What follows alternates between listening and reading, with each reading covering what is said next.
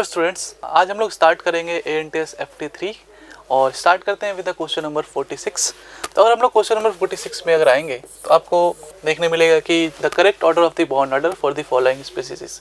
Bond order आपसे पूछा है और आपको दिया हुआ है N2 है और दिया हुआ है आपके पास N2 प्लस है और आपके पास है N2 2 माइनस, राइट।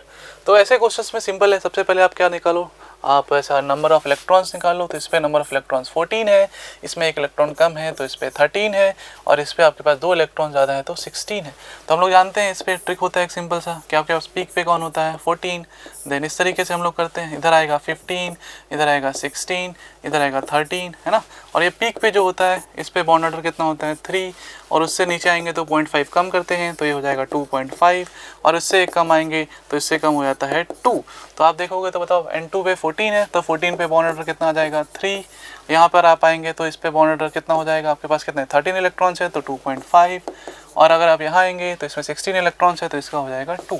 यानी कि बॉन्ड ऑर्डर सबसे ज़्यादा किसका होगा N2 का, देन N2 प्लस का, देन N2 2 माइनस का। तो आप क्या ढूंढोगे, सबसे ज़्यादा किसका होना चाहिए N2 का, फिर किसका होना चाहिए आपका N2 प्लस का, देन फिर किसका होना चाहिए आपका N2 2 माइनस का। ठीक है, आप ऐसा फॉर्मूला से भी कर सकते हो बॉन्डिंग और एंटी बॉन्डिंग के इलेक्ट्रॉन्स कैलकुलेट करके, लेकिन उससे थोड़ा टाइम लगेगा, आपको एंटी बॉन्डिंग और बॉन्डिंग के इलेक्ट्रॉन्स देखने पड़ेंगे। तो ये सिंपल सा ट्रिक से आप जल्दी कर सकते हो इलेक्ट्रॉन्स काउंट करके। तो आपने को ये आंसर ढूंढना है किसमें मैच कर रहा है।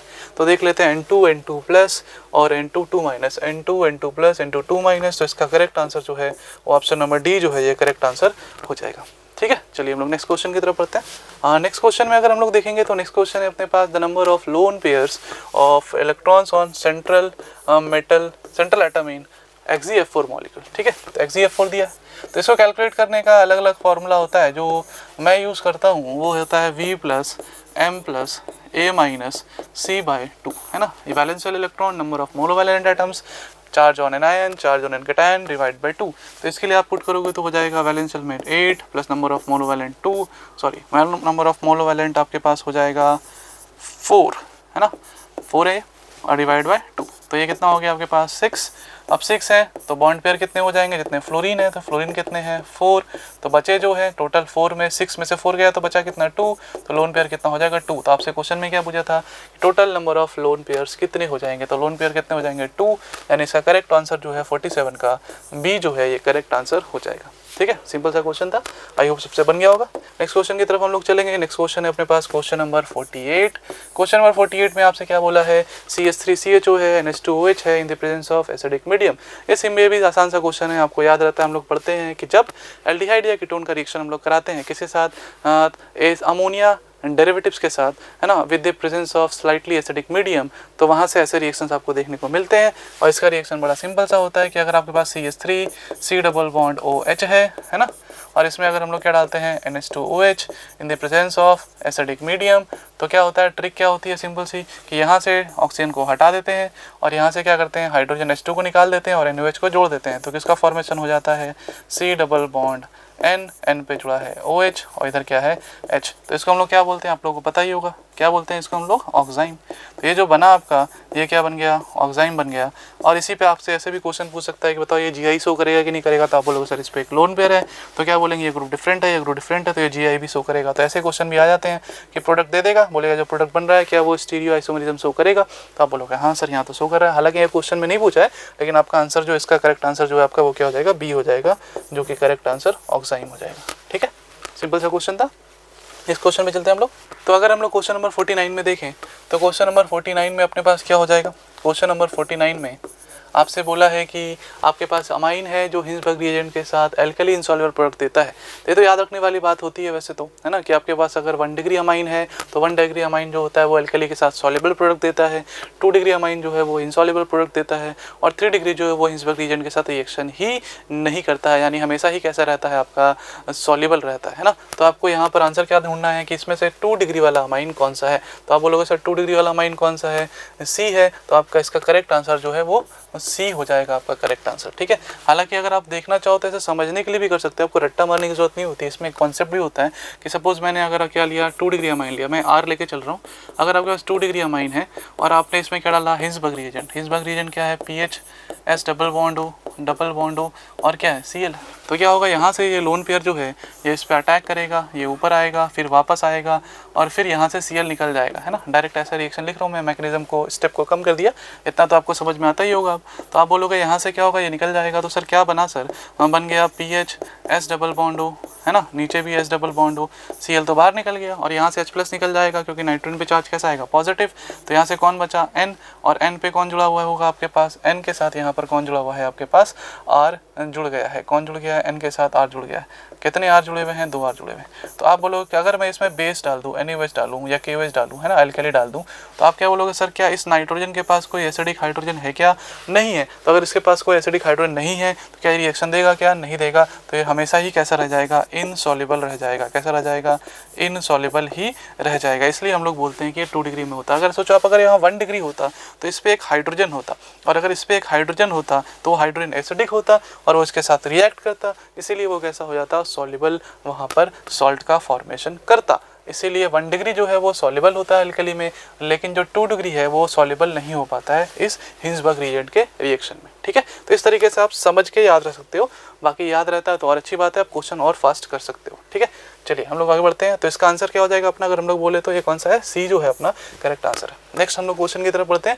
नेक्स्ट क्वेश्चन है अपने पास क्वेश्चन नंबर 50। बहुत सिंपल सा क्वेश्चन है, आपसे पूछा है हाइब्रिडाइजेशन का सीक्वेंस पूछा है। क्वेश्चन नंबर 50 में आपसे हाइब्रिडाइजेशन का सीक्वेंस पूछा है। क्या है, CH डबल बॉन्ड O है, ठीक है, फिर क्या है, सिंगल बॉन्ड CH2 है, फिर क्या है, सिंगल बॉन्ड CH2 है, फिर C है, ट्रिपल बॉन्ड है और क्या है, CH। ठीक है, तो आप बोलोगे सर हाइब्रिडाइजेशन किसका पूछा है, तो 1 2 3 4 इन चारों कार्बन का पूछा है। तो आप बोलोगे सर इसमें इसकी हाइब्रिडाइजेशन क्या हो जाएगी, टोटल सिग्मा कितने, 3, तो 3 सिग्मा है तो हाइब्रिडाइजेशन क्या हो जाएगी बताओ, sp2। इस पर टोटल सिग्मा बॉन्ड कितने हैं, 2 और 2 4, तो 4 का हाइब्रिडाइजेशन क्या हो जाएगा, sp3। इस पर भी कितने हैं, 4, तो इसकी भी हाइब्रिडाइजेशन क्या हो जाएगी, sp3। और इस पर क्या हो जाएगा आपके पास हाइब्रिडाइजेशन, इसकी क्या हो जाएगी, sp हो जाएगी। तो आप क्या ढूंढोगे, sp2 sp3, sp2 sp3 sp3 sp। तो इसका करेक्ट आंसर जो है ऑप्शन नंबर बी जो है इसका करेक्ट आंसर हो जाएगा। ठीक है, सिंपल सवाल था ये भी। नेक्स्ट हम लोग आगे बढ़ेंगे। नेक्स्ट हम लोग के पास क्वेश्चन नंबर 51। अगर हम लोग क्वेश्चन नंबर 51 की बात करते हैं, क्वेश्चन नंबर 51 में बोल रहा है कि which of the following alkene will give formaldehyde as one of the product upon reductive ozonolysis, है ना। आपसे पूछा रिडक्टिव ओजोनलाइसिस से फॉर्मल्डिहाइड कौन देगा। अगर फॉर्मल्डिहाइड की बात कर रहा है, यानी आपको ऐसे ही क्वेश्चन समझ में आ गया होगा कि फॉर्मल्डिहाइड कब बन पाएगा, जब कहीं पे डबल बॉन्ड साइड में होगा, तभी तो आपके पास क्या बन सकता है, फॉर्मल्डिहाइड का फॉर्मेशन हो पाएगा। तो आंसर आप ऐसे ही देख के कर लोगे। अगर आपको थोड़ा सा भी क्वेश्चन प्रैक्टिस है ओजोनलाइसिस के ऊपर, तो आप देख के ही बोल सकते हो कि इसका आंसर जो है वो 1 हो जाएगा। सर कैसे, क्योंकि हम लोगों ने क्या सीखा है, हम लोगों ने सीखा है कि जल्दी से क्वेश्चन कैसे होता है, इसका आप यहाँ से क्या करोगे, इसको कट करोगे, तो इसको कट करोगे तो ऑक्सीजन इधर, एक ऑक्सीजन इधर। अब बताओ इस पर क्या है, H, इधर भी क्या है, H। तो यहाँ से जो प्रोडक्ट बनेगा रिडक्टिव ओजोनलाइसिस का, O3 in the presence of Zn का, बताओ यहाँ से क्या बन जाएगा आपके पास, एक तो ये बन जाएगा, है ना, और दूसरा क्या बन जाएगा आपके पास, C double bond O H और H बन जाएगा। तो ये आपका आंसर देखो, ये फॉर्मल्डिहाइड आ गया, आंसर हो गया। बाकी में आप देखोगे तो क्या होगा, ये जो बनेंगे कार्बन का चेन आएगा इधर से, तो आप ऐसा फॉर्मल्डिहाइड तो नहीं बनने वाला। यहाँ से भी तोड़ोगे फॉर्मल्डिहाइड नहीं बनने वाला, यहाँ से भी तोड़ोगे फॉर्मल्डिहाइड नहीं बनने वाला, यहाँ से भी तोड़ोगे सेम फॉर्मल्डिहाइड नहीं बनने वाला है। तो आपका जो आंसर है करेक्ट, वो इसका ए जो है वो करेक्ट आंसर हो जाएगा। ठीक है, तो ये सिंपल क्वेश्चन था। आप इस तरह से सोचोगे तो सिंपल लगेगा, अदरवाइज अगर आप सोचोगे नहीं सब बना के देखते हैं तो फिर टाइम कंज्यूमिंग हो जाएगा, है ना। तो ऐसे क्वेश्चंस में आप सिंपल देखोगे, अच्छा आपको फॉर्मल्डिहाइड चाहिए तो दोनों हाइड्रोजन चाहिए आपको, दोनों हाइड्रोजन कौन दे सकता है, यही दे सकता है, बाकी किसी में 2 हाइड्रोजन तो बनेंगे नहीं, इसलिए आंसर आपका ये हो जाएगा। ठीक है, नेक्स्ट क्वेश्चन हम लोग बढ़ते हैं। नेक्स्ट क्वेश्चन है अपने पास question number 52 and question number 52 में आपको बोला है कि अगर हम लोग क्या कर रहे हैं, which of the following alcohol gives aldehyde as product upon treating with copper. अच्छा, तो आपका एल्कोहल बोल रहा है, तो हम लोग जानते हैं ना कि अगर 1 डिग्री एल्कोहल होगा और अगर आप कॉपर के साथ हीट कर रहे हो, है ना, तो क्या होता है, यहाँ से जो प्रोडक्ट बनता है वो क्या बनता है आपका एल्डिहाइड, है ना, क्या बनता है, एल्डिहाइड बनता है। अगर भाई आप 2 डिग्री एल्कोहल ले रहे हो, तो 2 डिग्री एल्कोहल को अगर आप हीट करोगे तो इससे क्या मिलता है आपको, कीटोन, है ना। और अगर आप 3 डिग्री एल्कोहल ले रहे हो और उसको हीट कर रहे हो, किसके प्रेजेंस में, कॉपर के प्रेजेंस में, ध्यान रहे, है ना, किसके प्रेजेंस में कर रहे हैं, कॉपर के प्रेजेंस में कर रहे हैं। तो 3 डिग्री केस में हम लोग क्या देखते हैं कि यहाँ पर जो प्रोडक्ट है वो अलग ही प्रोडक्ट बनता है, यानी एल्कीन का फॉर्मेशन होता है, यानी डिहाइड्रेशन होता है यहाँ पे। तो आपसे क्वेश्चन में क्या पूछा है यहाँ पर कि एल्डिहाइड से कौन क्या देगा आपका अल्कोहल से एल्डिहाइड कौन बनाएगा, तो अल्कोहल से एल्डिहाइड कौन सा बना सकता है, 1 डिग्री बना सकता है। तो 1 डिग्री कौन है बताओ, इथानॉल 1 डिग्री है। प्रोपेन 2ऑल 2POH है यानी 2 डिग्री है। ब्यूटान 2ऑल 2POH है यानी ये भी कैसा है, 2 डिग्री है। तो आपका आंसर एक ही है, सिंपल, इथानॉल। अगर आपके पास इथानॉल है यानी CH3CH2OH है, अगर आप इसको हीट करोगे तो यहाँ से क्या बन जाएगा, CH3C डबल बॉन्ड OH का फॉर्मेशन हो जाएगा और ये एक एल्डिहाइड बन जाएगा। तो इसलिए आंसर इसका जो है, करेक्ट आंसर जो है वो ए जो है वो करेक्ट आंसर हो जाएगा। ठीक है, चलिए हम लोग आगे बढ़ते हैं। नेक्स्ट क्वेश्चन है अपने पास क्वेश्चन नंबर 53। पहले भी जब हम लोगों ने बाकी पेपर्स दिए हैं NTS के, तो इस तरह के सवाल एक दो मैंने और पीछे डाले थे जब इथर का टेस्ट हो रहा था। तो मैंने बोला भी था इस तरह के क्वेश्चंस आते हैं और आप नीट के PYQ में देखोगे तो आपको ऐसे क्वेश्चंस देखने को मिलेंगे। बहुत सारे क्वेश्चन इस तरह के आए हैं। तो इसमें क्वेश्चन का तरीका मैंने पहले भी समझाया है और फिर से मैं वही बोल रहा हूँ कि अगर आप जल्दी करना चाहते हो तो आप मैकेनिज्म के पॉइंट ऑफ व्यू से चलोगे कि अगर एक दोनों में से इथर के दोनों साइड 1 डिग्री या 2 डिग्री है तो आप SN2 मैकेनिज्म को अप्रोच करो, और अगर एक साइड भी 3 डिग्री है, अल्काइल ग्रुप है, तो आप SN1 मैकेनिज्म को अप्रोच करो और उससे आप डायरेक्ट क्वेश्चन को बनाओगे तो क्वेश्चन बहुत फास्ट बन जाता है। जैसे इस वाले केस में आपके पास इधर 3 डिग्री है तो आप SN1 मैकेनिज्म को अप्रोच करो, और SN1 मैकेनिज्म को अप्रोच करोगे तो SN1 के अकॉर्डिंग कार्बोकेटायन 3 डिग्री ज़्यादा स्टेबल बनता है। तो ये यहाँ से आप बॉन्ड को तोड़ो और इस पे पॉजिटिव आएगा, तो आप बोलोगे सर इसको क्या दे दूँ, तो इसको आप दे दीजिए नेगेटिव पार्ट यानी न्यूक्लियोफाइल I, इसको दे दिया H। तो जो प्रोडक्ट है यहाँ से बन जाएगा आपके पास CH3 और CH3 और यहाँ से जुड़ गया I, और आपके पास इधर आ गया OH, CH2 और CH3। इसका मैकेनिज्म वगैरह पहले वाले जो NTS के पेपर्स हुए थे उसमें मैंने डिटेल में बताया था। तो यहाँ पर आपको ऐसा ये तो पता ही चल चुका होगा क्योंकि आप फुल टेस्ट की तरफ आ चुके हो, तो आपको इतना आइडिया तो लग चुका होगा मैकेनिज्म कैसे होता है। पहले H+ आएगा, है ना, प्रोटोनेशन होगा, फिर कार्बोकेटाइन का फॉर्मेशन होगा, फिर जाके ये प्रोडक्ट बनता है। ठीक है, तो इसका आंसर जो है हम लोग ढूंढेंगे, देखेंगे CH3 और उस पर आयोडीन होना चाहिए, आयोडीन है, और उस पर एक OH है, तो आयोडीन और OH वाला आंसर ढूंढ लेंगे। यहाँ पर आयोडीन है, यहाँ OH है, इसका करेक्ट आंसर जो है वो ऑप्शन नंबर डी जो है वो करेक्ट आंसर हो जाएगा। ठीक है, चलिए आगे बढ़ते हैं हम लोग नेक्स्ट क्वेश्चन की तरफ। नेक्स्ट क्वेश्चन है अपने पास क्वेश्चन नंबर 54। तो अगर हम लोग क्वेश्चन नंबर 54 पे आए तो क्वेश्चन नंबर 54 में आपसे बोला है total number of chiral at carbons in alpha D fructofuranose. तो जिसको ऐसा स्ट्रक्चर पहले से पढ़ा हुआ होता है, याद होता है, वो तो आंसर डायरेक्ट टिक कर देगा कि क्या होगा। लेकिन चलिए मैं आपको ड्रॉ करके दिखा देता हूँ। तो आप साइक्लिक फ्यूरन रिंग से रिजेंबल करता है, फ्यूरानोस इसलिए नाम है, और वैसा ही बना सकते हैं आप चेन में रिंग जो बनाते हैं उस फॉर्म में भी आप बना सकते हो ना। आप हैवर्थ प्रोजेक्शन का भी यूज़ कर सकते हो। तो मैं उस तरीके से यूज़ कर रहा हूँ जो सबसे सिंपलेस्ट तरीके से होता है, जो NCERT में भी दोनों तरीके से बना हुआ है। आप दोनों में से कोई बनाओ, आंसर सेम ही आने वाला है। तो आप इस तरह से बनाओगे, CH2 है, OH है, तो ये फर्स्ट कार्बन, ये सेकेंड कार्बन, और थर्ड पे हमेशा अपोजिट लिखना होता है। तो आप इधर OH रखोगे, इधर H रखोगे, है ना। तो ये फर्स्ट, सेकेंड, ये थर्ड, ये फोर्थ। तो फोर्थ से आपके पास क्या हो जाएगा, यहाँ से थर्ड, फोर्थ, और ये फिफ्थ। तो इधर H है, फिर OH है, ठीक है, यहाँ H है, और ये जो है ये ऑक्सीजन इस तरह से आके जुड़ गया इससे, और यहाँ आ जाएगा आपका CH2 OH। तो टोटल कार्बन हो गए 5 और ये 6। तो आप देखोगे सर कायरल कौन कौन सा होगा, तो आप बोलोगे सर ये कायरल है, चारों ग्रुप डिफरेंट है, ये भी कायरल है, इसके भी चारों ग्रुप डिफरेंट है, ये भी कायरल है, इसके भी चारों ग्रुप डिफरेंट है, और ये भी कायरल है, इसके भी चारों ग्रुप क्या है, डिफरेंट है। तो टोटल कायरल सेंटर कितने हैं इसके, 4 है ना। तो आपसे क्वेश्चन में बोला था अल्फा डी है, तो ये देख रहे हैं ना आप, OH किधर है, आपका राइट साइड है, OH राइट साइड है, इसलिए अल्फा बोल रहे हैं। और डी जो है वो इस पार्ट से आता है, इसमें डी वाले पार्ट को रिजेंबल कर रहा है, ग्लिसरॉल्डिहाइड से रिजेंबल करता है ना, कैपिटल टी। और आपको फ्रक्टोफ्यूरानोस का स्ट्रक्चर, फ्रक्टोज जो होता है, माइनस क्यों लिखा हुआ है, क्योंकि फ्रक्टोज जो होता है वो कैसा होता है, लीवो रोटेटरी होता है ना, नेचर में लीवो रोटेटरी होता है। वहीं ग्लूकोज जो होता है वो कैसा होता है, डेक्स्ट्रो रोटेटरी होता है। इसलिए आप देखोगे कि ग्लूकोज वाले में हमेशा प्लस का सिंबल दिया रहेगा, और जो आपके पास फ्रक्टोज है उस पर माइनस का सिंबल दिया रहता है ना। नेचर में वो कैसा होता है, ग्लूकोज डेक्स्ट्रो रोटेटरी होता है, और फ्रक्टोज जो होता है वो लीवो रोटेटरी होता है। ठीक है, चलिए खैर, ये तो क्वेश्चन था नहीं, क्वेश्चन सिंपल था। आपके पास पूछा था कि कितने कायरल सेंटर्स होंगे, तो टोटल कायरल सेंटर 4 है, तो आंसर 4 है। तो 4 का आंसर क्या हो जाएगा, आपका जो बी है वो करेक्ट आंसर हो जाएगा। ठीक है, चलिए हम लोग आगे बढ़ते हैं नेक्स्ट क्वेश्चन की तरफ। नेक्स्ट है अपने पास क्वेश्चन नंबर 55। तो अगर हम लोग क्वेश्चन नंबर 55 की बात करें तो क्वेश्चन नंबर 55 में आपके पास एक अल्कीन है, उसमें डाला है HBr in the presence of peroxide. ये जो है आपका क्या है, एक ऑर्गेनिक पेरोक्साइड है, और हम लोग जानते हैं HBr in the presence of peroxide होता है तो क्या बनता है आपका एंटी मार्कोनी कॉप्सूल होता है। क्या होता है, एंटी मार्कोनी कॉप्सूल फॉलो होता है। तो बताओ इधर कौन जुड़ जाएगा, Br, और इस पे कौन जुड़ जाएगा H, और उसमें ऑप्शन कौन सा हो गया, तो आप देखोगे इसी में इस साइड में Br है और इस पे H है, तो इसका करेक्ट आंसर जो है वो A जो है वो करेक्ट आंसर हो जाएगा। इसमें ज़्यादा सोचने की जरूरत थी नहीं, क्योंकि आपको सिंपल क्या देखना था, HBr है सर, और HBr के साथ क्या है सर, पेरोक्साइड भी है, तो HBr है और पेरोक्साइड है, तो ये क्या कराता है, ये एंटी मार्कोनी कॉप्स एडिशन कराता है। क्या कराता है, एंटी मार्कोनी कॉप्स कराता है, और अगर एंटी मार्कोनी कॉप्स कराएगा तो फिर आप उसके अकॉर्डिंग प्रोडक्ट बनाएंगे, तो जो आंसर है वो कहाँ आएगा, साइड में Br जुड़ जाएगा, जिसके पास नंबर ऑफ हाइड्रोजन ज़्यादा है, तो इस पर क्या आ जाएगा Br और इस पर क्या आ जाएगा H, तो ये आंसर आपका A जो है इसका करेक्ट आंसर हो जाएगा। ठीक है, चलिए नेक्स्ट क्वेश्चन की तरफ बढ़ते हैं। नेक्स्ट क्वेश्चन है अपने पास क्वेश्चन नंबर 56, है ना। नेक्स्ट क्वेश्चन है अपने पास क्वेश्चन नंबर 56। तो अगर क्वेश्चन नंबर 56 में देखेंगे हम लोग तो अपने पास एक सीरीज ऑफ रिएक्शन है, जिसमें आपके पास इस तरीके से यहाँ पे क्लोरीन है और यहाँ आपका NO2 है। ठीक है, इसमें डाला हम लोगों ने Mg in the presence of dry ether, तो आपको साफ साफ दिख रहा है Mg ड्राई ईथर है, हेलोजन है, तो आप क्या बनाओगे, ग्रिग्नार्ड रिएजेंट। क्या बन जाएगा, यहाँ से ग्रिग्नार्ड रिएजेंट बन जाएगा, इसको कोई फ़र्क पड़ेगा नहीं, और यहाँ पे आ जाएगा MgCl। क्या बन जाएगा, MgCl।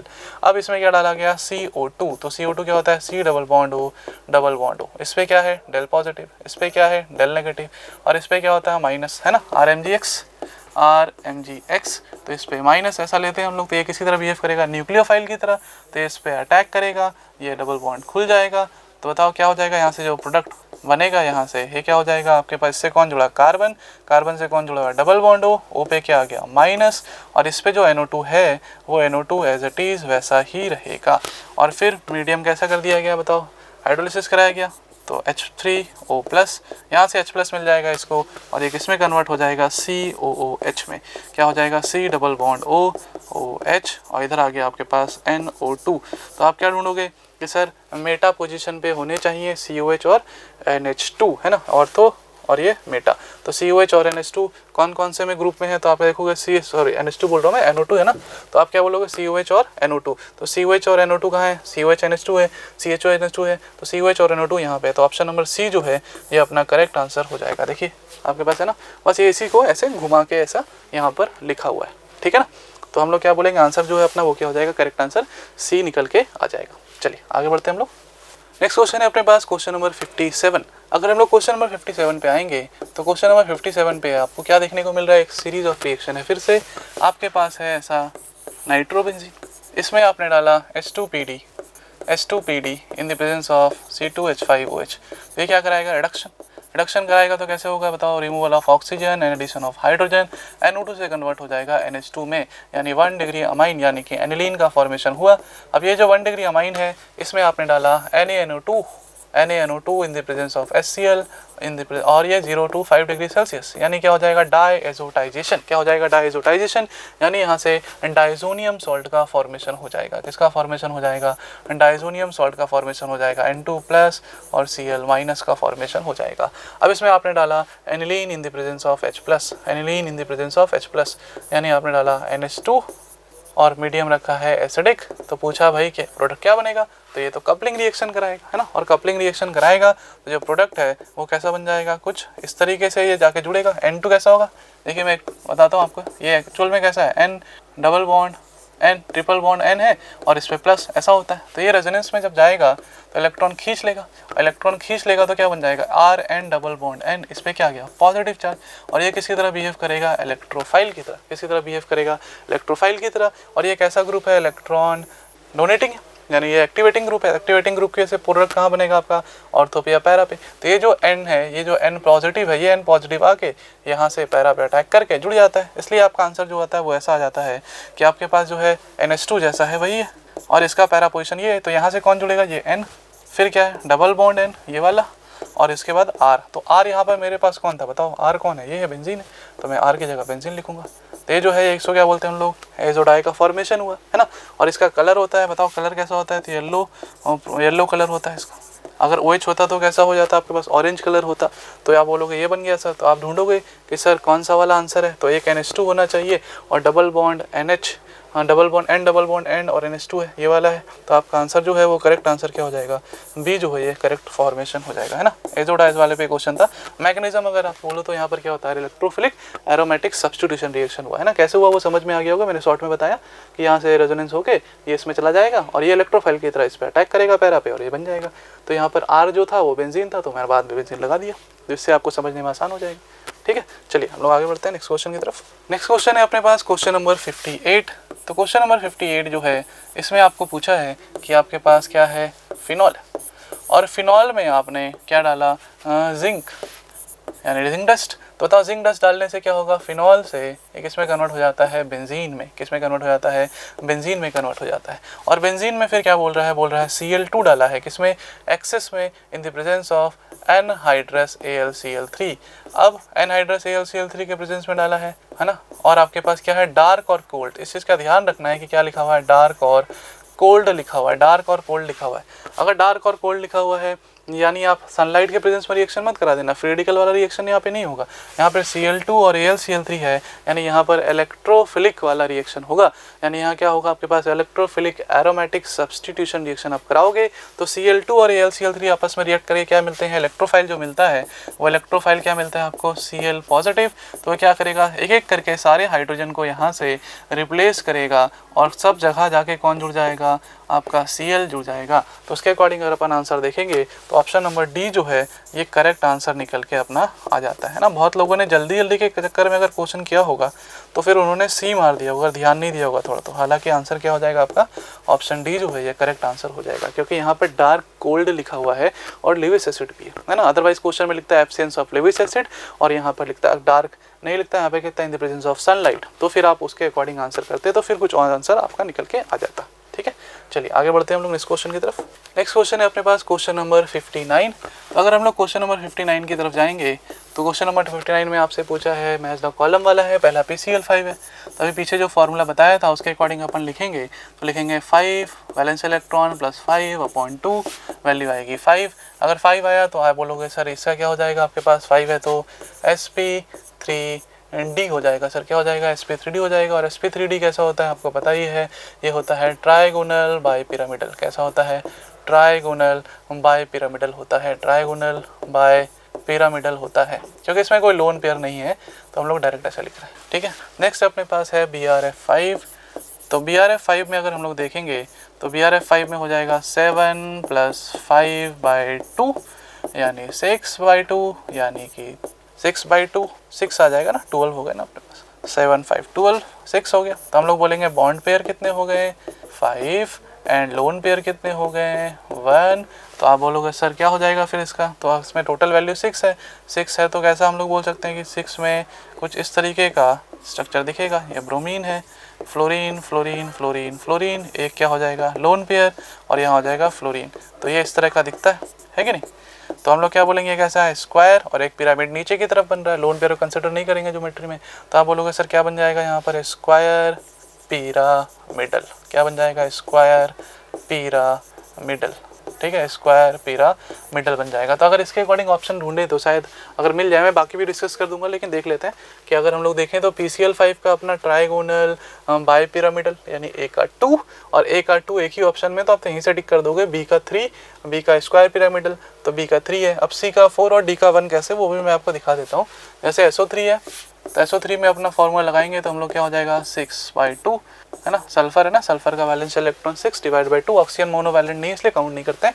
तो ये कितना आ गया, 3, और 3 का क्या हो जाएगा आपके पास, sp2 यानी ट्राइगोनल प्लेनर।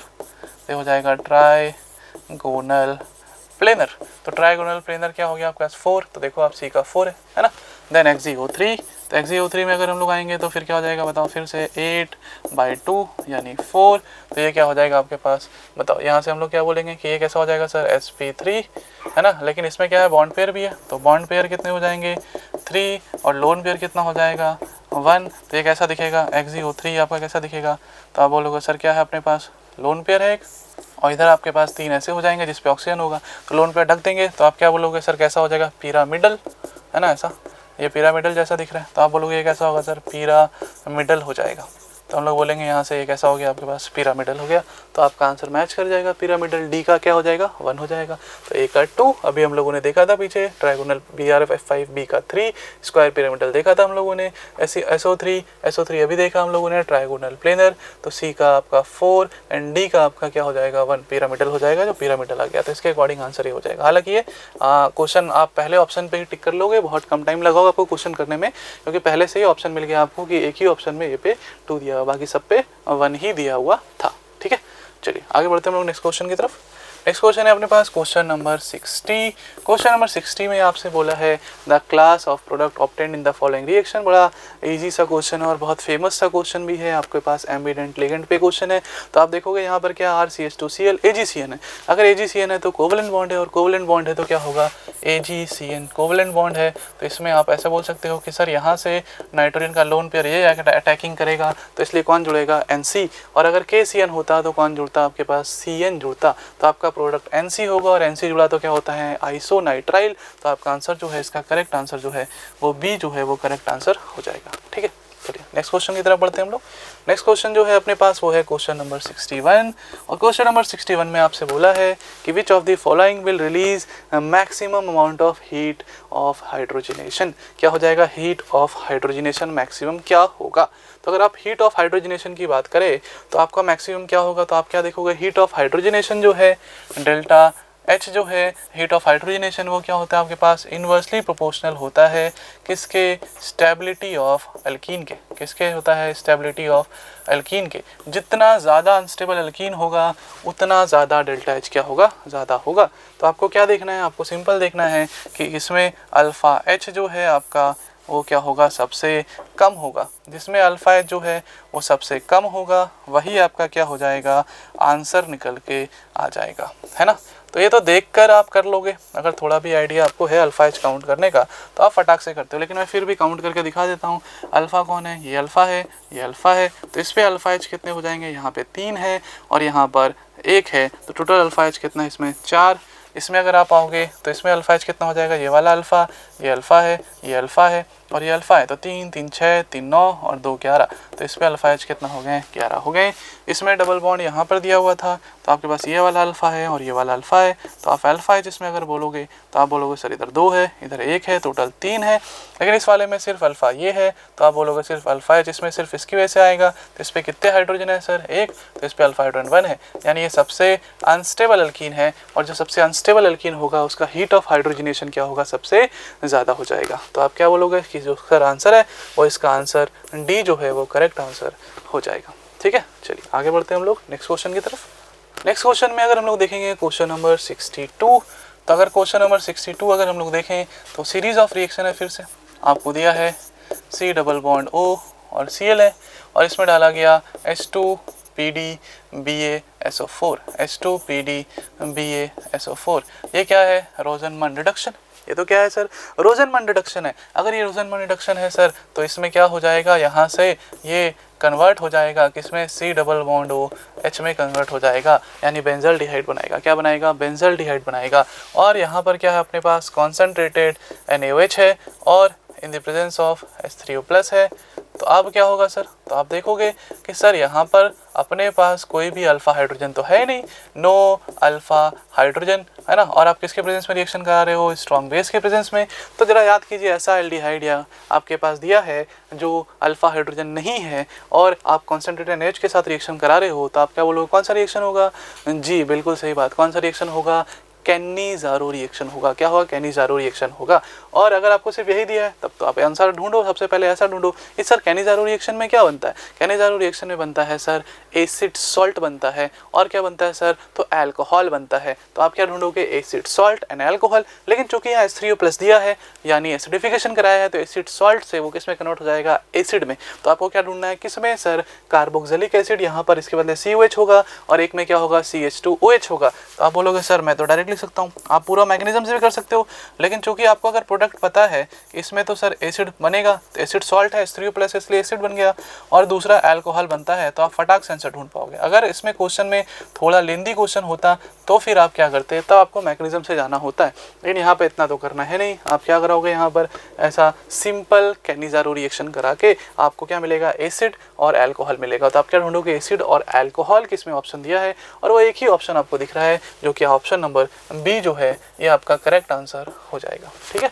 तो हम लोग यहाँ पर देख सकते हैं कि सिंपल है, क्या हुआ, कैनिज़ारो रिएक्शन होगा, और आप कैनिज़ारो रिएक्शन में क्या मिलता है, एसिड सॉल्ट, एंड क्या मिलता है, अल्कोहल मिलता है। तो आप वहीं से आंसर कर रहे हो एसिड, और एसिड क्यों मिला, क्योंकि H3O+ हो गया, तो एसिड सॉल्ट H3O+ के प्रेजेंस में एसिड में कन्वर्ट हो गया अपना, और ये आपका CH2H बन गया। ठीक है, H+ कैप्चर कर लिया, बेसिकली CO- था ना, H+ कैप्चर करके COH में कन्वर्ट हो गया। तो ये अपना 62 का आंसर बी हो जाएगा। लास्ट अपन ऑर्गेनिक क्वेश्चन में लास्ट की तरफ बढ़ेंगे तो 63 है, और 63 में अगर हम लोग बोलेंगे तो आपसे क्वेश्चन बोला है कि dihedral angle of most stable conformer of ethane.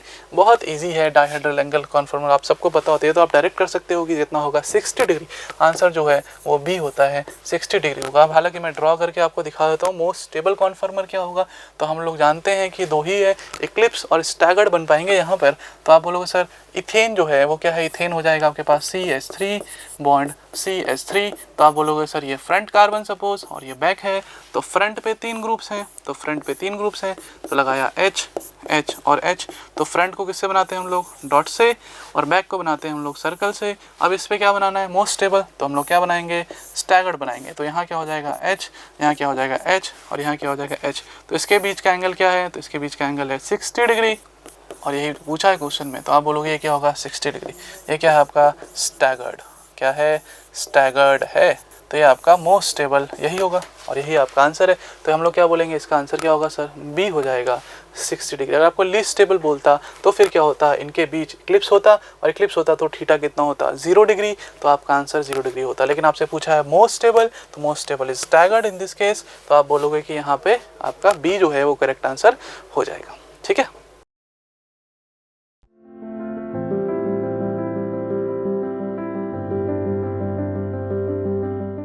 Hello everyone, welcome to chemistry video solutions of ANTS FT3 physical and inorganic chemistry part. So let us get started. पहला question है 64. It says the weight of a single atom of oxygen is. तो हमें पता है oxygen का atomic mass है 16, इसका मतलब एक एटम का मास है 16 AMU। लेकिन ऑप्शंस में हमें यूनिट दिया है ग्राम, तो हमें इसे ग्राम में कन्वर्ट करना है, और ग्राम में कन्वर्ट करने के लिए हमें मल्टीप्लाई करना है 1.66 इंटू 10⁻⁻24 से। तो ये हो जाएगा इन ग्राम्स, और सॉल्व करने पे ये आ जाएगा 2.656 इंटू 10⁻⁻23 ग्राम्स। तो ये है मास ऑफ या weight of a single atom of oxygen. तो हमारा आंसर हो जाएगा option C. Next question is 65. It says how many water molecules are there in 1 drop of water, volume 0.0018 ml at room temperature. तो हमें drop of water की volume दी है which is 0.0018 ml, और रूम टेम्परेचर पे हमें water की density पता होती है। डेंसिटी ऑफ वाटर इज 1 ग्राम पर ml। तो हमें वाटर ड्रॉप का वॉल्यूम पता है, डेंसिटी पता है, तो हम उसका वेट फाइंड कर सकते हैं। तो वेट हो जाएगा density into volume. So this is 1 ग्राम पर ml इंटू वॉल्यूम है 0.0018 ml। सो ये बन गया है 0.0018 ग्राम। तो ये है weight of the drop of water. तो number of moles of water हो जाएंगे मास बाय मोलर मास। तो मास हम निकाल चुके हैं विच इज 0.0018, और मोलर मास ऑफ वाटर होता है 18 ग्राम पर मोल। तो ये बन गया है 10⁻⁻4 मोल। तो इतने मोल हैं ऑफ वाटर मॉलिक्यूल्स। तो नंबर ऑफ वाटर मॉलिक्यूल्स ये हो जाएंगे number of moles into Avogadro's number Na। तो नंबर ऑफ मोल्स हमने निकाल लिए हैं 10⁻⁻4, और Avogadro's number we can take 6.023 into 10⁻23, and this is equal to 6.023 into 10⁻19। So these are the number of water molecules. तो हमारा आंसर हो जाएगा option D. Next question is 66. इस क्वेश्चन में हमें एक रेडॉक्स रिएक्शन दिया है और पूछा है equivalent weight of Cr2O7 2- is. तो इस रिएक्शन में वी कैन सी Cr2O7 2- जो कि है डाइक्रोमेट आयन, ये कन्वर्ट हो गया है क्रोमियम 3+ में। अब डाइक्रोमेट आयन में क्रोमियम का ऑक्सीडेशन नंबर है +6 और ये पहुंच गया है +3 में। तो चेंज ऑफ ऑक्सीडेशन नंबर है 3 का और क्रोमियम के 2 एटम्स हैं, इसका मतलब डाइक्रोमेट आयन का वैलेंसी फैक्टर या एन फैक्टर है change of oxidation number 3 into number of atoms 2, ये है 6। सो इसका इक्विवेलेंट वेट हो जाएगा इसका molar mass divided by its valency factor which is 6। तो हमारा आंसर होगा option B. Next question is 67. It says which of the following sets of quantum numbers represents the highest energy of an atom? तो हमें पता है किसी भी orbital के लिए जो एनर्जी का ऑर्डर है वो हमें मिलता है यूजिंग इट्स n+l वैल्यू, जहाँ पे n है प्रिंसिपल क्वांटम नंबर और l है एजीमुथल क्वांटम नंबर। और n+l की वैल्यू जितनी ज़्यादा होती है एनर्जी ऑफ द ऑर्बिटल उतनी ही ज़्यादा होती है। So this is applicable for multi electron species. तो अगर हम ऑप्शन ए में देखें तो ऑप्शन ए में n+l की वैल्यू हो जाएगी 3+2 विच इज 5। फिर ऑप्शन बी में n+l की वैल्यू है 4+0 विच इज 4। ऑप्शन सी में n+l की वैल्यू हो जाएगी 3+0 which is 3 and option D में n+l इज 3+1 = 4। तो वी कैन सी सबसे हाईएस्ट n+l वैल्यू है फॉर ऑप्शन ए, तो इसकी एनर्जी हाईएस्ट होगी, तो हमारा आंसर होगा option A. Next question is 68. It says find the magnetic moment of a divalent ion in aqueous solution if its atomic number is 25। तो atomic number 25 दिया है, इसका मतलब एलिमेंट है मैंगनीज, और हमें दिया है डाइवेलेंट आयन, इसका मतलब हमें मैग्नेटिक मोमेंट फाइंड करना है फॉर मैंगनीज 2+ आयन। तो इसकी इलेक्ट्रॉनिक कॉन्फ़िगरेशन देखते हैं।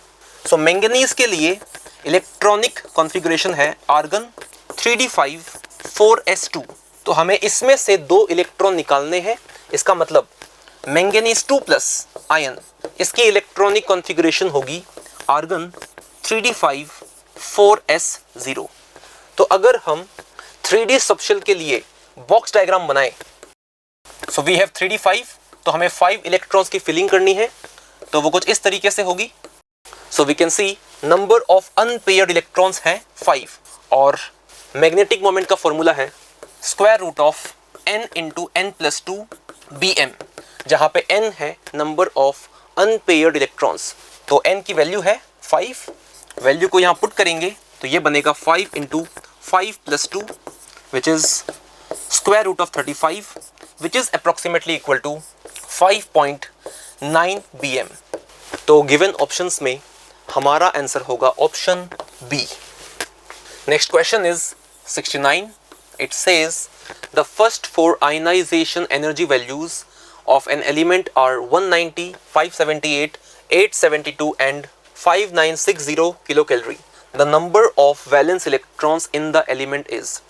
तो हम क्लियरली देख सकते हैं कि पहले 3 IE वैल्यूज काफ़ी क्लोज हैं और थर्ड और फोर्थ IE वैल्यू या आयनाइजेशन एनर्जी वैल्यू के बीच में एक काफ़ी बड़ा डिफरेंस है। इसका मतलब ये है कि पहले 3 इलेक्ट्रॉन निकालने के बाद में वो एटम काफ़ी स्टेबल हो गया है और फोर्थ इलेक्ट्रॉन निकालना काफ़ी मुश्किल है। इसका मतलब नंबर ऑफ वैलेंस इलेक्ट्रॉन्स इस एलिमेंट में है 3, क्योंकि 3 इलेक्ट्रॉन निकालने के बाद एलिमेंट के पास में या एटम के पास में एक्स्ट्रा स्टेबिलिटी आ गई है। तो हमारा आंसर होगा option C. Next question is 70. इस क्वेश्चन में हमें एक गैसियस रिएक्शन दी है और हमें 27 डिग्री सेल्सियस पे उसकी delta H change in enthalpy की वैल्यू दी है 19 किलो कैलोरी और हमें change in internal energy delta E की वैल्यू फाइंड करनी है। सो डेल्टा H और डेल्टा E के बीच में एक रिलेशन होता है, delta H is delta E plus delta NG/RT, जहाँ पे डेल्टा NG होता है sum of coefficients of gaseous products minus sum of coefficients of gaseous reactants. R है गैस कांस्टेंट और T है टेम्परेचर इन केल्विन। तो हमें फाइंड करनी है डेल्टा E की वैल्यू। तो यहाँ से डेल्टा E मिलेगा हमें delta E is delta H minus delta NgRT। अब इस गिवन रिएक्शन के लिए डेल्टा Ng की वैल्यू है, कोफिशिएंट्स ऑफ प्रोडक्ट्स है 2 + 3 minus sum of coefficients of reactants ये है 1 + 2, तो ये बन जाएगा 5 - 3 2। तो डेल्टा Ng की वैल्यू है 2। तो अगर हम इसमें पुट करें तो ये मिलेगा हमें delta E is equal to delta H जो दिया है 19 kilo calorie minus delta Ng है 2 इंटू गैस कॉन्स्टेंट R की वैल्यू दी है 2 कैलोरी पर केल्विन पर मोल और किलो कैलोरी में बन जाएगा ये 2/1000 इंटू टेम्परेचर इन केल्विन। तो टेम्परेचर दिया है 27 डिग्री सेल्सियस, केल्विन में ये बन जाएगा 300 केल्विन। सो ये बन जाएगा delta E is equal to 19 minus और ये बन जाएगा 4 इंटू 3 12/10 इज 1.2। तो ये बन जाएगा 19 माइनस 1.2 एंड दिस इज 17.8। तो ये होगा डेल्टा E और हमारा आंसर हो जाएगा option D 17.8 kilo calorie. Next question is 71। इस क्वेश्चन में हमें एक रिएक्शन दी है और हमें उसके लिए change in standard entropy find करना है और हमें सभी रिएक्टेंट्स और प्रोडक्ट्स के लिए स्टैंडर्ड मोलर एंट्रोपी की वैल्यू दी है। तो हमें पता है रिएक्शन के लिए change in standard entropy delta S0 ये होता है summation of standard entropies of products minus summation of standard entropies of reactants. तो इनकी वैल्यूज पुट करते हैं और आंसर फाइंड करेंगे। सो डेल्टा S0 ये बन जाएगा, तो पहले लिखना है हमें summation of entropies of product में हमारे पास CO2 है और CO2 के लिए मोलर एंट्रोपी की वैल्यू दी है 213.6। तो ये बन जाएगा 213.6 माइनस अब निकालना है हमें summation of entropies of reactants. तो रिएक्टेंट्स में हमारे पास है CO और हाफ O2। तो CO के लिए S0 की वैल्यू दी है 197.6 प्लस ऑक्सीजन का कोफिशिएंट दिया है हाफ, सो हाफ से मल्टीप्लाई करेंगे इनटू S0 ऑफ O2 और ये है 205.3। सो ये है वैल्यू ऑफ डेल्टा S0 और सॉल्व करने के बाद this comes out to be approximately -86.5 joule per kelvin per mole. So given options में हमारा आंसर होगा option C. Next question is 72। It says an ideal gas expands in volume from 10 to the power -3 cubic meter to 10 to the power -2 cubic meter at 300 Kelvin against a constant pressure of 10 to the power 5 Newton per meter square. The work done is, तो यहाँ पे gas expand हो रही है और constant external pressure है। तो इस केस में वर्क डन का फॉर्मूला होता है -P external into V2 - V1। तो वैल्यूज पुट करेंगे तो ये बन जाएगा W is equal to minus, तो एक्सटर्नल प्रेशर दिया है 10 to the power 5, final volume V2 ये दिया है 10 to the power -2 जिसे हम लिख सकते हैं 10 × 10 to the power -3 minus initial volume V1 दिया है 10 to the power -3 और सभी वैल्यूज SI यूनिट में है। इसका मतलब वर्क डन आएगा जूल में। तो सॉल्व करेंगे इसे, यहाँ से आएगा work done is equal to 10 to the power 5 into, तो ये बन जाएगा 9 × 10 to the power -3 joule and this is equal to -900 joule. So given options में हमारा आंसर हो जाएगा option B. Next question is 73।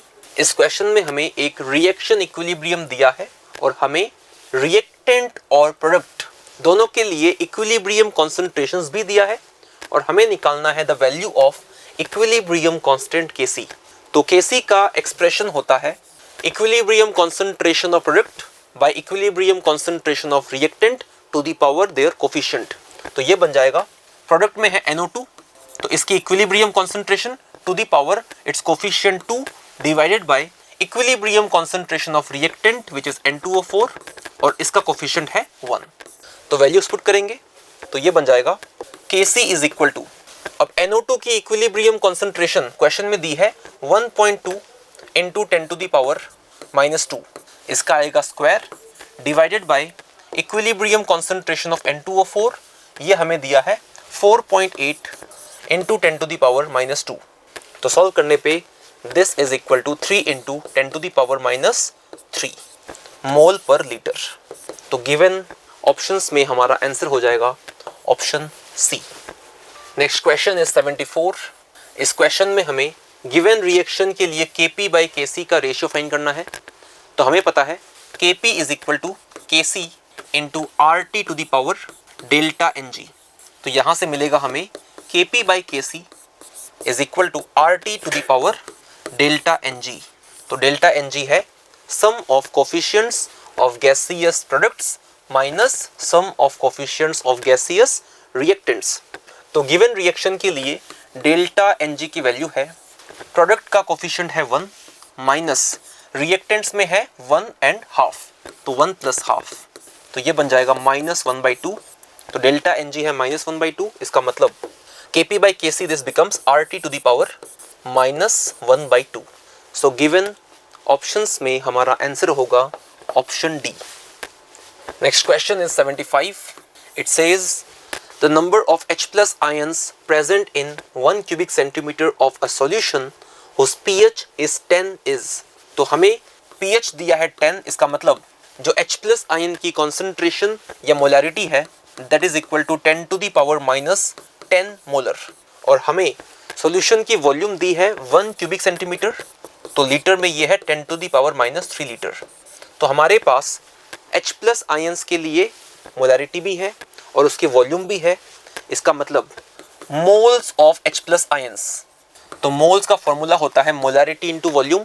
तो मोलैरिटी है 10 to the power minus 10 into volume in litres, ये है 10 टू द पावर माइनस 3। तो इतने बन जाएंगे H प्लस आयंस के मोल्स। तो ये आ गया है 10 टू द पावर माइनस 13 मोल। तो ये है नंबर ऑफ मोल। तो टोटल नंबर ऑफ आयंस अगर निकालने हैं तो number of H plus ions number हो जाएगा moles into Avogadro's number Na। तो ये बन जाएगा 10 to the power minus 13 into Avogadro's number which is 6.02 into 10 to the power 23। तो ये बन जाएगा 6.02 into 10 to the power 10। So these are the number of H plus ions. हमारा answer होगा option C. Next question is 76। It says the solubility product of calcium fluoride is 3.2 into 10 to the power minus 11 m cube. Its solubility in saturated solution is। तो calcium fluoride है CaF2। तो ये एक 1:2 type of salt है और इसके लिए हमें KSP की वैल्यू दी है और हमें इसकी सोल्यूबिलिटी फाइंड करनी है। तो 1:2 टाइप ऑफ सॉल्ट के लिए हमें पता है सोल्यूबिलिटी का एक्सप्रेशन होता है KSP/4 टू द पावर 1/3 और we can say cube root of KSP/4। तो वैल्यूज पुट करेंगे तो यहाँ से आएगा S is equal to KSP है 3.2 into 10 to the power minus 11/4 to the power 1/3।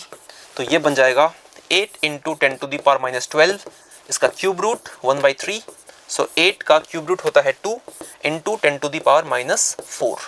तो ये बन जाएगा सोल्यूबिलिटी। तो हमारा आंसर होगा option B. Next question is 77. It says the molar elevation constant of water is 0.51. The boiling point of 0.1 molar aqueous NaCl solution is nearly।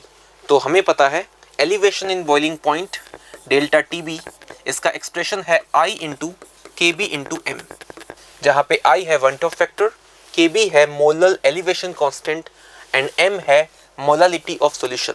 तो हमारे पास एक्वस NaCl सॉल्यूशन है। NaCl एक स्ट्रॉन्ग इलेक्ट्रोलाइट है और ये completely dissociate होता है to give 2 ions Na plus and Cl minus. इसका मतलब NaCl के लिए वन टॉप फैक्टर 2 होता है। सो I is 2।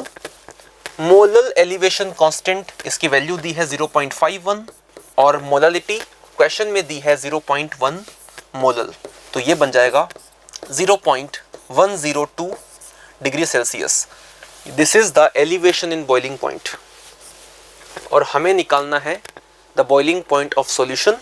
So boiling point of solution ये होता है boiling point of pure solvent plus the elevation in boiling point.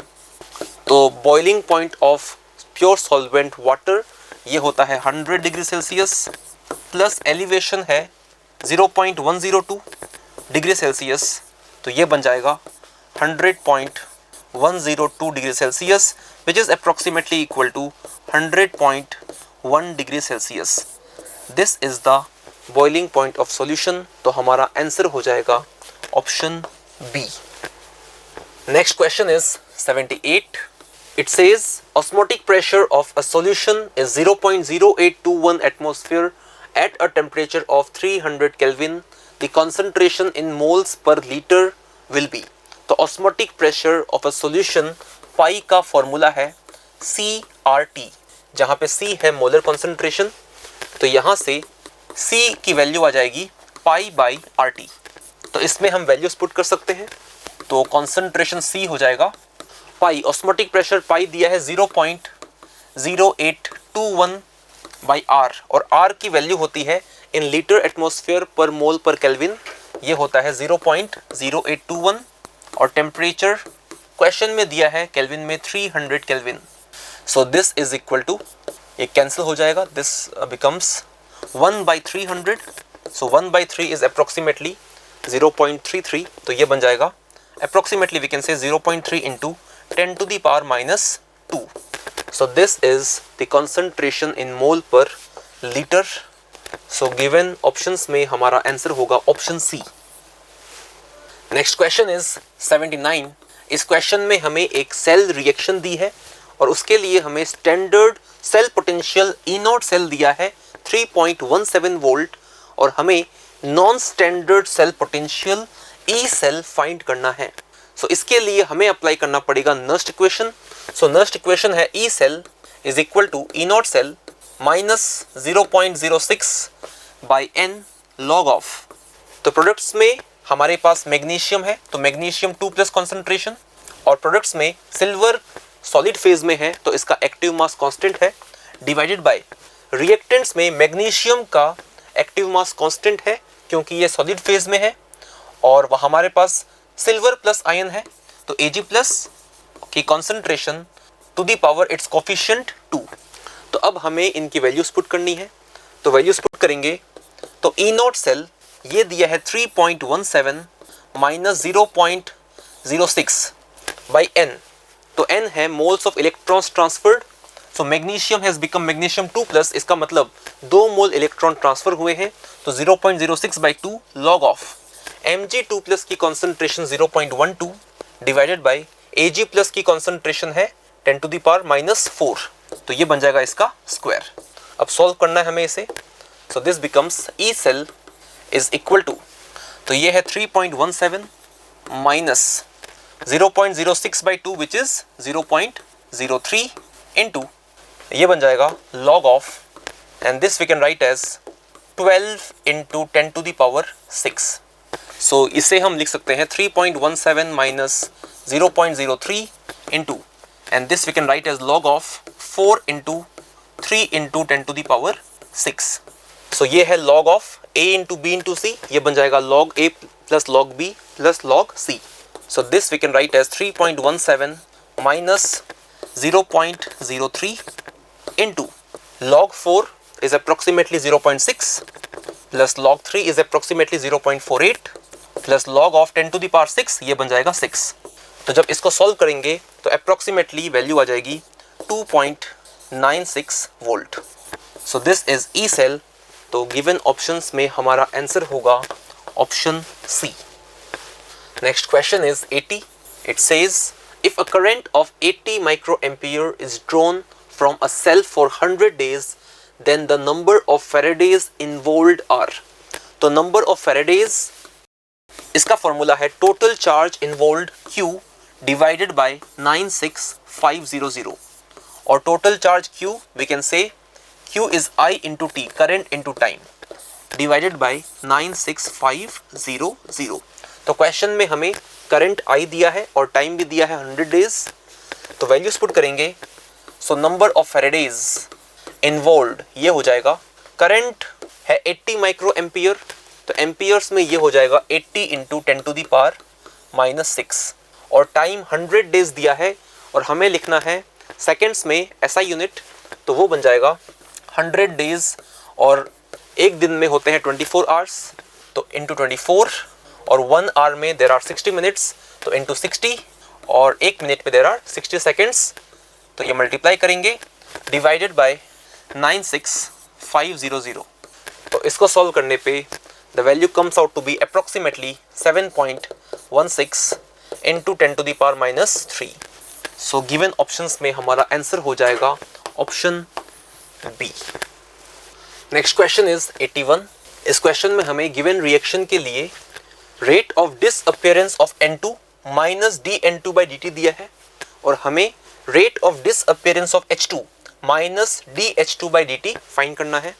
तो हमें पता है गिवन रिएक्शन के लिए rate of disappearance of N2 divided by coefficient of N21, this is equal to rate of disappearance of H2 divided by coefficient of H2 3।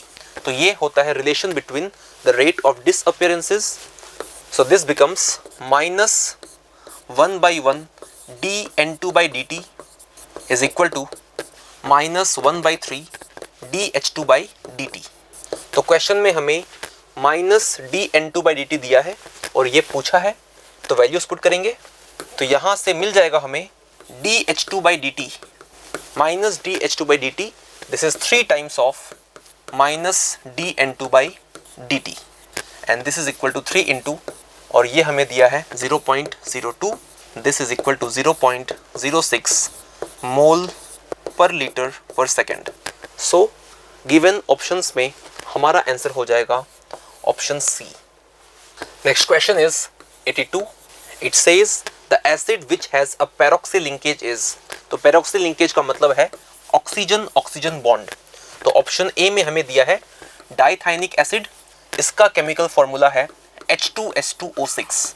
तो इसका structure है, so this is the structure. तो इसमें we can clearly see कि कोई oxygen oxygen bond या फिर पैरोक्सी linkage नहीं है।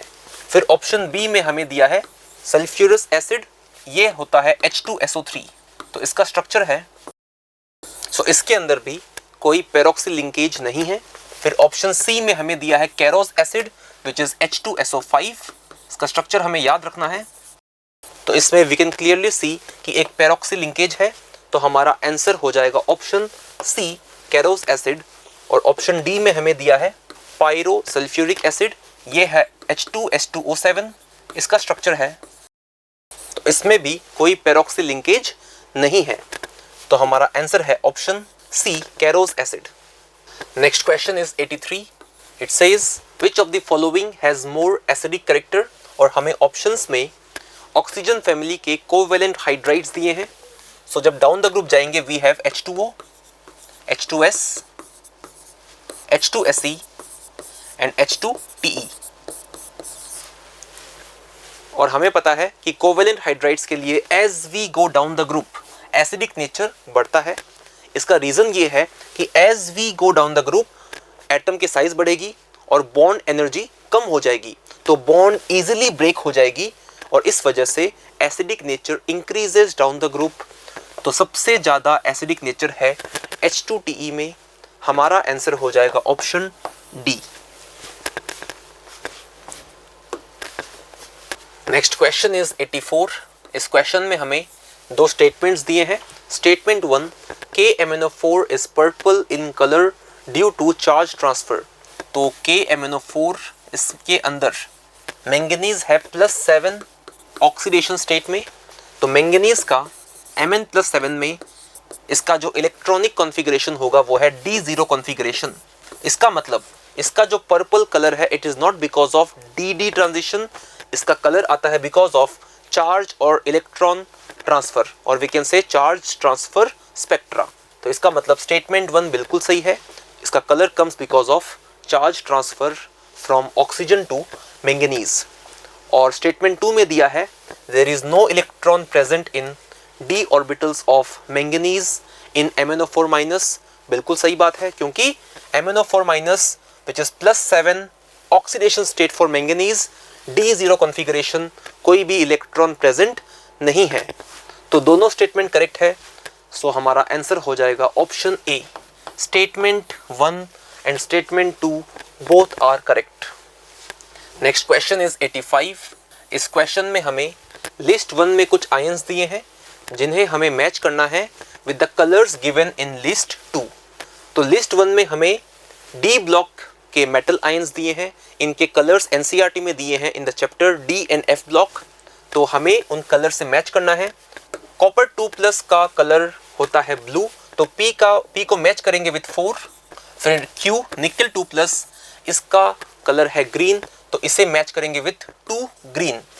आर Fe3+ फेरिक आयन, इसका कलर है येलो, इसे मैच करेंगे विथ 3। और एस टाइटेनियम 3+, इसका कलर होता है पर्पल, तो इसे मैच करेंगे विथ 5। तो इसका मतलब फ्रॉम द गिवन ऑप्शंस हमारा आंसर है option D. Next question is 86। It says which of the following is not considered as an organometallic compound. तो ऑप्शन ए में हमें दिया है फेरोसिन, ये होता है FeC5H5(2). तो इसमें we can see iron metal is directly attached to the carbon of organic group. इसका मतलब कि ये एक ऑर्गेनोमेटलिक कंपाउंड है, तो ये हमारा आंसर नहीं होगा। ऑप्शन बी में हमें दिया है सिस्प्लेटिन, तो इसका केमिकल फॉर्मूला है PtCl2NH3(2). तो इसमें मेटल आयन प्लेटिनम 2+, ये कार्बन के साथ अटैच नहीं है, तो ये एक ऑर्गेनोमेटलिक कंपाउंड नहीं है, तो हमारा आंसर हो जाएगा option B cisplatin. Option C देखते हैं। इट इज ग्रिग्नास रिएजेंट, तो ये होता है RMgX, जहाँ पे carbon of alkyl group is directly attach to magnesium, तो ये एक ऑर्गेनोमेटलिक कंपाउंड है, तो हमारा आंसर नहीं होगा। और ऑप्शन डी में हमें दिया है जी सॉल्ट, तो ये है कि PtCl3C2H4। तो इसमें सेंट्रल एटम या central metal ion platinum 2+ is directly attach to carbon of C2H4, तो ये एक ऑर्गेनोमेटलिक कंपाउंड है, ये भी हमारा आंसर नहीं होगा। हमारा आंसर होगा option B cisplatin. Next question is 87। इस क्वेश्चन में हमें एक कॉम्प्लेक्स कंपाउंड दिया है और हमें लिखना है इसका IUPAC नेम।